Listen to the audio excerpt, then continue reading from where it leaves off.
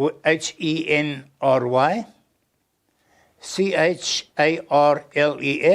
Charles. Charles. Charles. Mac, M-A-C, small a-c, a big G, I-L-L-I-C-U-D-D-Y. MacGillicuddy. MacGillicuddy. Oh, is that Irish name? It's an Irish name, yes. So you are from Irish. Well, not really, because I'm a South African. My father was born here. My grandfather, 10 to 1, came from Ireland, which I'm not sure about neither. And what is your birthday? My birthday is the 21st of January, 1930. 1930, so you are 88. 88 at the moment. 88. Yes. You haven't had a birthday yet. No, I'll get in 2 months' time. I'll be 89. 89. You look great. Thank you. Yeah, with your mustache, and you can go there in the movie. Yeah, I mean it, really. You look great. But I heard that you lost your wife. Yes, my wife passed away here in January. This January? January this year. Oh, how long have you been married to her? 63 years. Wow. You are endangered species in these days. Because people just divorce. Yes, no, we got married when I came back from Korea. And I think I was only back about 1950. I'm not even sure now what 1950 was. I'm so sorry about it, and you must be really sad that you lost your wife. As I say, get used to these things, but initially at the start it was difficult. But I am, what's the word? I'm not recovering, but you start forgetting these things. Yeah, you should. Sorry, but you should forget, and you are the veteran who survived one of the most disastrous war in the world, so you will survive it. And that, I think, your wife's wish that you survive, right? Yes. Yes. So tell me about, where were you born? I was born in East London, South Africa. East London? Yes. And tell me about your parents when you were growing up and your siblings, your brothers and sisters, if there were any. Well, I had a brother, Bernard, who died quite at, not a youngster, but he wasn't very old. And I had a sister, Rona, who died in the Freya Hospital in East London, in the pneumonia, something. And my later sister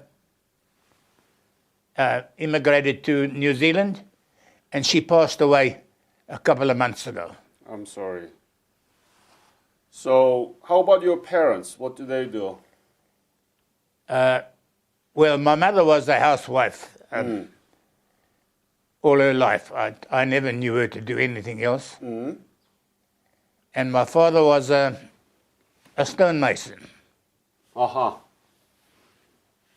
So tell me about when you were growing up and when you were going to school. Did you learn anything about Korea? Not at all. Nothing? Nothing. Never even knew there was such a place, actually, as a youngster. Because the first time I realized about Korea was when I was already in the Air Force, and they looked for volunteers to go to Korea. And then we found out more about it. So nobody from the school taught about Korea? Not the days when I was in school, no. And then when did you join the military? 1947, January. I was just short of my 16th birthday, or 17th birthday. 17th, so Yes. that you can apply for military. And why did you choose Air Force other than military? I mean, the Army or Navy? Well, actually, I really don't know. Because I had the opportunity, I was quite a good gymnast. Gymnast? Yes, Wow. I was quite, and I had the opportunity in the Defence Force to take, to become take up gymnastic as a full-time instructor. Well, we said, no, I prefer working on aircraft. And, well, that was it. So what school did you go? I mean, what was the military academy or what was No, I was in East London. I went to primary school, and from there I went to the technical college it? Ah, in East London. And from there I joined the Air Force. I see. And So that, you already have a lot of background to work for the Air Force, right? not really, But you attended technical college. yes, but you know, that was general, well, how to use a hammer and basically things like that. A little bit of blacksmithing, Uh-huh. bit of carpentry, a little bit of everything. But you were much better than me. So, what did you learn from the Air Force?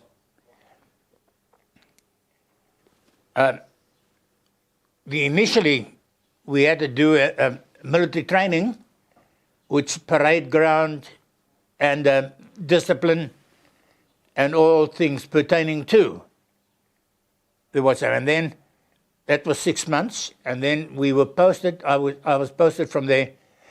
Oh, we done aptitude courses, and they found out that I was more inclined on the aircraft side than I was on instrumentation or electrician or something like that. I see. So I concentrated on engines, and that's when I went to Korea. I just qualified, because those days we had to do apprenticeship. Wasn't like today, we had only 2 or 3 years. We had to do a full 5 years. And after that, do a trade test and qualified from there.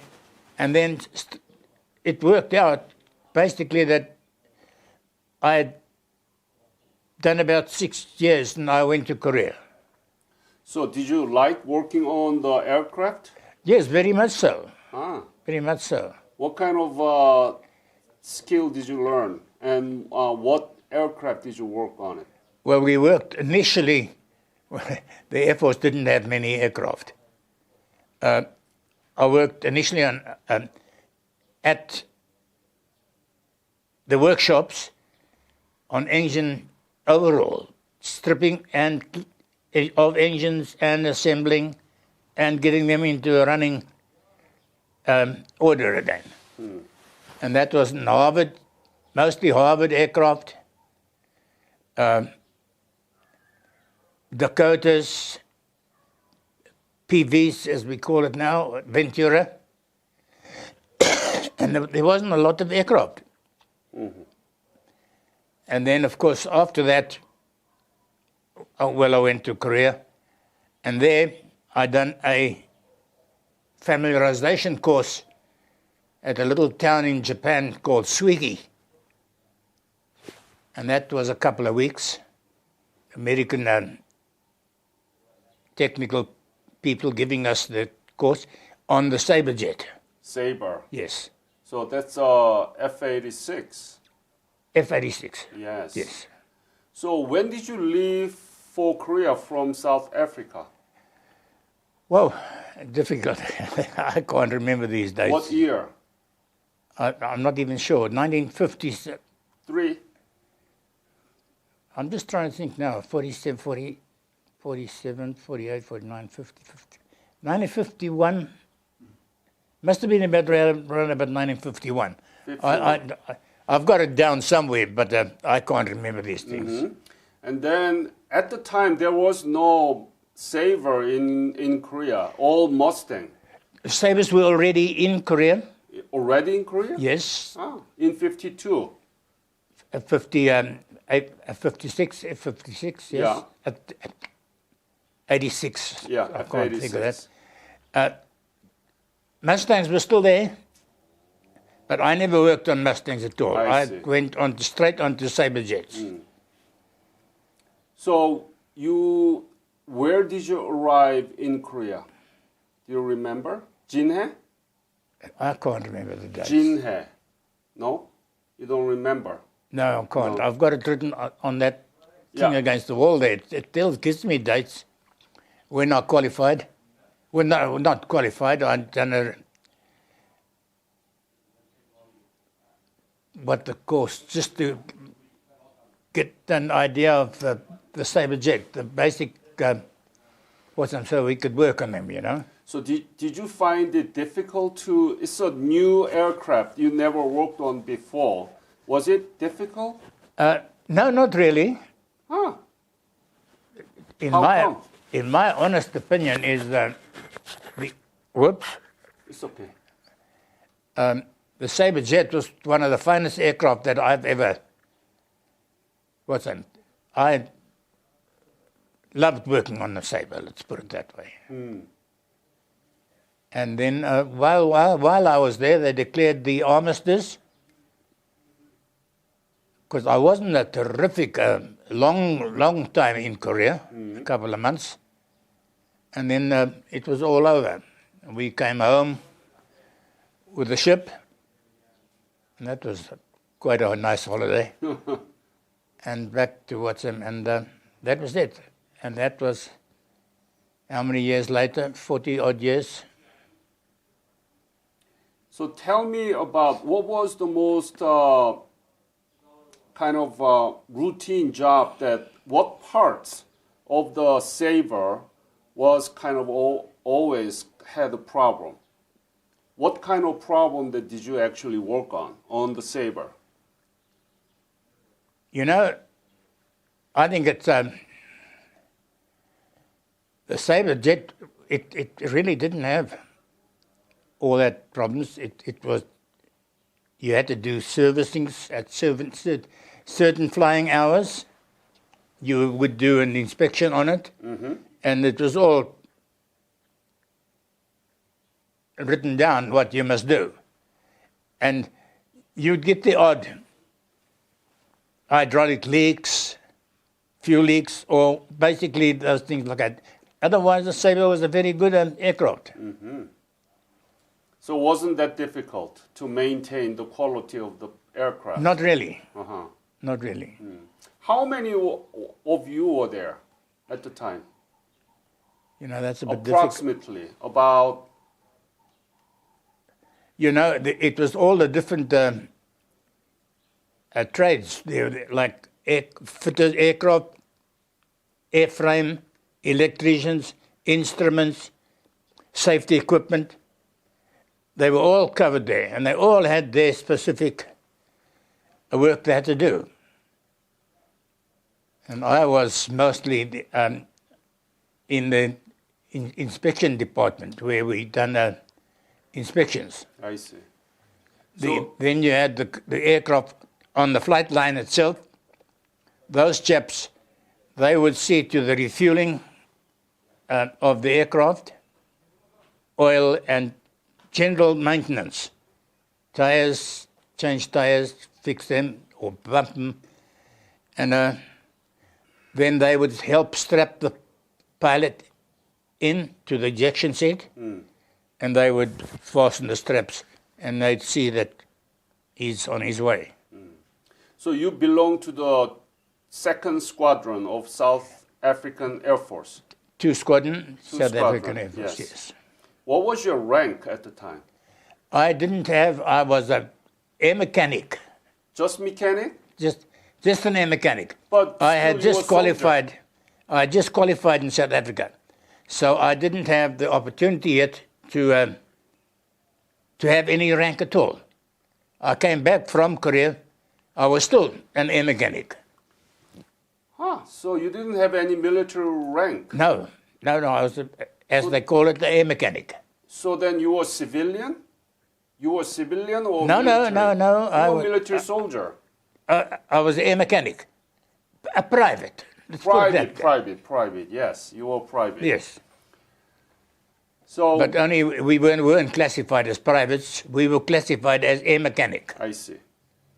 That's a very interesting fact. And when you arrived in Korea, and you said that you didn't know anything about Korea before, what did you think of Korea? Be honest with me. What did you think of Korea when you first landed there and saw around the Korea for the first time? You know, it's a bit difficult now, because when we got there to the Air Force base there, the American with the Yanks,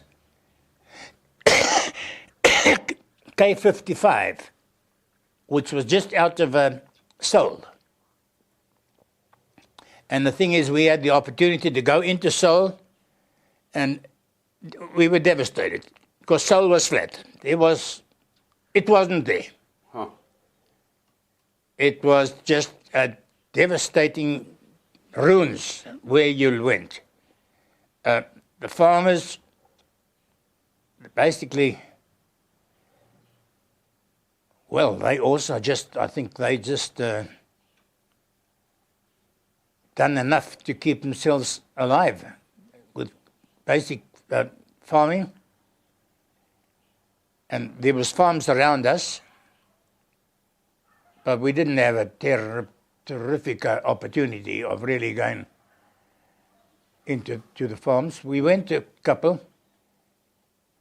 and never forget the old, as they call it, the papazan, with the A-frame on his back, loading up with all the implements they're needing on the farm and things like that. But otherwise, it was very much an American base. Mm-hmm. And what was the most difficult thing during your stay in Korea?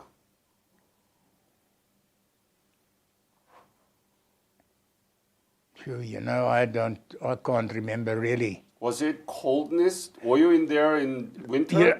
Yeah, I was there only initially in the winter. Huh. I wasn't there for the full winter at all. Okay. We had a lot of rain at the time, and that's basically what's happened. We'd eat with the Americans in their mess. They supplied the food. They supplied clothing. We could buy their American uniforms. And always thought Americans, they ate a damn sight better than what we did. What was your favorite menu there? Turkey. Turkey? Yeah, strange enough. It's one of the few that I can remember.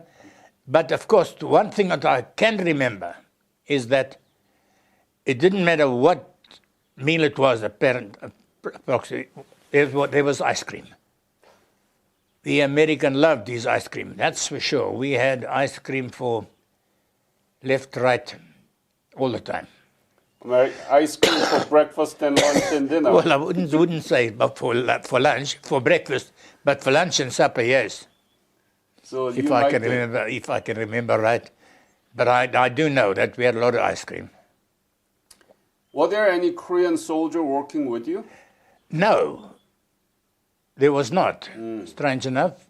But we had a lot of Korean, what would you call it, youth.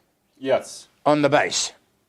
Tell me about it. How did they do? You know, strange enough, I didn't have much to do with them at all. Working on the aircraft, I can't really and I can't say what they really done on the flight line, but they were there. The small Korean children? They were more children. Yeah. They were children, yes. And did they work for you? The cleaning and stuff? They were doing cleaning and things like that. Now, how they were reimbursed, I don't know. I think they were paid. It's quite possible. Yeah, it's quite possible. Yeah. So, were you able to write to your family? Yes. How often did you write? quite regular. And, well, at the time, I wasn't married. I only got married when I came back. And I'd write to my wife and to my fiancée, and that to my mother. And but also not a terrific but I kept regular correspondence. Yeah. Do you still keep that letter with you? You know, I'm almost positive they could be here somewhere. Somewhere. But I don't know where. Okay.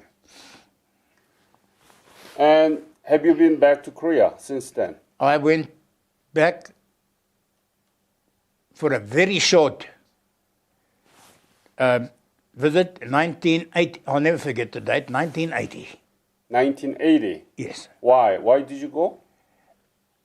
Well, I was invited. Oh. With General Pienaar was the one. Dutton was there. Pienaar, Dutton. Yeah, there was other people involved, but not really Watson and myself. The Korea people were Pienaar, Dutton, and myself, really. And were you in Seoul at the time? Did you see the Seoul? We stayed in Seoul. So tell me about it. You just told me that the Seoul was completely destroyed. Yes. But in 1980, you saw New Seoul. How was it? How different was it? Was absolutely amazed to see what happened from 1955, or 52, 53, an absolute ruin to this, I would call it magnificent buildings that came up, and it was wonderful to realize that things like that could be done. And then at the same time, they had the South African Air Force monument that was built there. We went there. I went to the what's that line going through? DMZ? Korea, between South and North Korea. Yeah, that's a DMZ. Yes. Yes. Went there, stood there, and of course you couldn't go further. There was just an observation point. Mm-hmm. And wasn't there, so I saw that. Got a picture here somewhere, but I don't know. When did you leave Korea from the war? 1953, right? It must have been 1953 again. Yeah. Yes. And when you left Korea, did you ever think that Korea would become like this today? Well, no, not really. Not really. Because when we went over in 1980, I stayed in the hotel there. Fantastic hotel. And you can't believe it, you know, the difference between 52, 53 to 1980. Now, I'd love to know what it looks like now. It's much bigger than 1980s. Yes, I think so. Do you know that Korean economy is 11th largest in the world? Well, I can believe it. I can believe it. You know that South Korea has just 1/5 of your whole country, small. We don't have any natural resources like you have. That's right, yes. We don't have any drop of oil, but we were able to develop our economy, That's and right. now it's the 11th largest in the world. Can you believe that? I can. Why? Well, what I've read about it, what I've seen about it, and what's happened. Actually, I haven't got any other really reason for it, but sight. I could see. So what do you think about this? You didn't know anything about Korea. You told me, right? And then you... No, absolutely knew nothing about Korea when So what we do you went to think Russia. about this whole transformation? Yes. You can't believe it, of what actually happened between the war and present days. You want to go back? I'd like to go back on a visit, yes. Yeah, you should. You should. So we need to talk about that. And the Korean embassy here and Commander Kim should be able to recommend him to go. And Korean government will pay all of it except half of international airfare. So you will be treated like a king there if you go back. The only thing is now that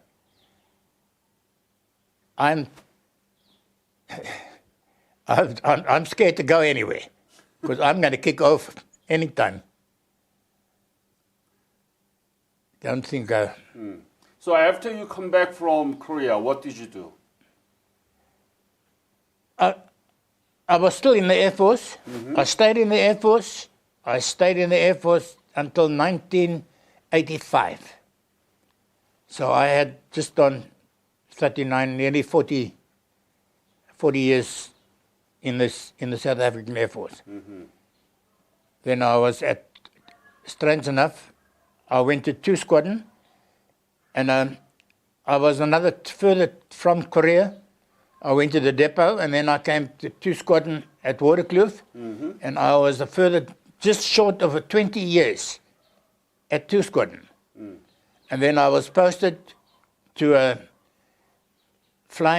school, 85 Advanced Flying School, at those days Petersburg, Air Force Base Petersburg, which is now Polokwane or something like that. And I went and pensioned from there, and then I went back. We were married before then, of course. And I went back to East London, and we built a house there. Then Granny said, no, the grandchildren are all in the Transvaal, so back we came. And that was basically it. Mm-hmm. Are you proud to be a Korean War veteran? Yes, I am actually. I am. I think I was very fortunate to be able to be selected to go across, because at the time you never knew for sure. Mm-hmm. But then I was selected. No, I was quite proud about that. Did you witness any accident or killing inside of your base while you were in Korea? No. No. No. You saw many pilots were being killed, right? Well, they were flying with aircraft and they were shot down or whatever, and you never saw them. The only people that we ever saw was General Earp, when he was released from the prison camp. There was 1 or 2 others. I just can't think of the names at the moment. But as far as casualties go and everything else, no. We never saw them, really. Is there any other episode that you want to share with me while you were there in Korea during the war? Anything you remember and you think that you need to share with me? You know, I really don't think so. I think I've basically covered what happened there as far as I was concerned. Yes. Henry, I think, don't worry about your health. You got to go back to see what's Korea now. It's you cannot even compare to the Korea that you saw in 1980. Yes, I know. Yeah. I know. Yeah. And Korean government, Ministry of Patriots and Veterans Affairs, MPVA, they regularly invite Korean War veterans from Yes. all 22 countries. Yes, I realize So that. you apply for it and you can go. Definitely. They would love to have you back. Okay? All right? No, I'd love to, but as I say, health-wise, I don't think I don't think I'd appreciate it, really. Or I would appreciate it. But I don't think it'll be a good Okay. thing. I'm full of aches and pains, and you name them. By 2020, it's going to be 70th anniversary of the Korean War. Do you have any special message to the Korean people? No, the only thing I can think of is that all my good wishes to the people in Korea, because I am absolutely amazed of what they've done there. That's what's in. And as I say, it's a long time to think of, go back now. Patrick should join the because that's my eldest son. That's they don't want me to drive. It's my motor car he's driving, but I stopped driving a year ago, 2 years ago. They don't want me to drive now because I stumble, I fall over at times. I've got to and they're just a bit scared that it'll happen in the car if I drive. And then I've got, the 2 sons are here. Patrick and Michael is here. Stephen is other side, Krugersdorp somewhere, because I have the 3 boys. Yeah. And that's it. Mm-hmm. And now this son of mine, that's why we're packing up. They got the house up for sale. Him and his wife are going back to England. England? Yes. Okay. So are you going with it? No. No. No, I'm staying right here. Because Patrick's staying here. Michael will go. And when they sell the house, but you can see that I'm getting rid of my stuff slowly. Still going to come to an headache there. There's Dirkie, I'm just thinking, on the end here, there's a beer mug. It just says, it doesn't say Korea or anything on it, but it's definitely what I brought it back. I brought back 2 of them. I've still got one of, what's them? And, well, that's what I say. And as I said, I'll be staying with my eldest son. They've got a house down at Durenkloof here. And that's about it. Henry, it is my great pleasure and honor to meet you, and thank you for talking to me about your experience during the Korean War. This is going to be made into a curricular resources, teaching material, so that teachers can talk about your experience as a Korean War veteran from South Africa. 2 squadron. 2 squadron, yes. Yes. So, on behalf of Korean nation, I want to thank you for your honorable service, and we become one of the most developed country in the world because you fought for us. So I want to thank you. No, I appreciate that. Because as I say, I realize I've got a lot of literature on what I bought. So I specifically, when I came back, I got a thick book on Korea. Heavy reading. But it goes right back to the initial, well, I can't even say 3, 4, 5, 6,000 years or so. Yeah. What's that? We have a long history. Yes. Yes. So thank you again, Henley. Very nice talking to you, sir. As I say, if I'm a bit confused in between. No, you were clear, actually. Yeah, I mean, it's been a long time, so nobody remember exact date, okay?